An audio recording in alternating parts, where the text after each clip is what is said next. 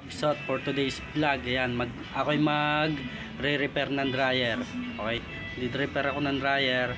Ang kanyang daw dryer ay kinuha ko kay paring Owel. Ayan, paring Owel. Ayan ang kanyang dryer. May naikot. May naikot pero maingay. Kinalas ko na siya. Pakita ko sa inyo. Okay, kinalas ko na siya. Nalagyan ko siya ng ano. Maganda naman na ikot ng makina. Ang ganda naman na ikot. Pero ang gagawin ko sa kanya, lalangisan ko yung pinakamotor. Dito naman to. Saan lang? Ano sa number? Oh, ingay. Oh.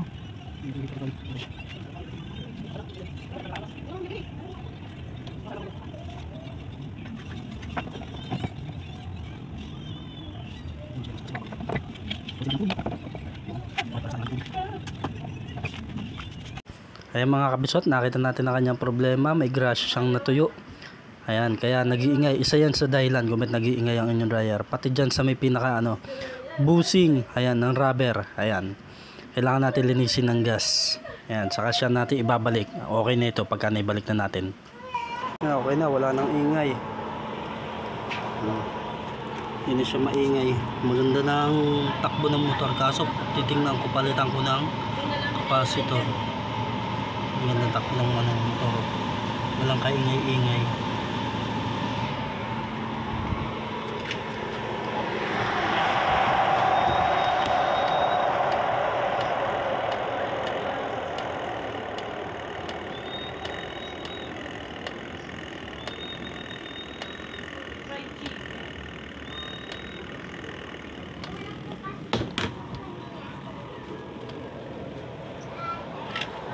Ingay kanina pag umaandar.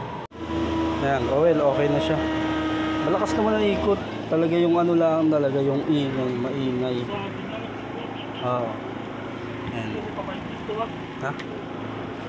Oo, pwede pa yan. Saan ako? Ayan, okay na. Sinalangan ko ng basahan. Titingnan ko kung matutuyo yung sinalang ko. Relax muna tayo.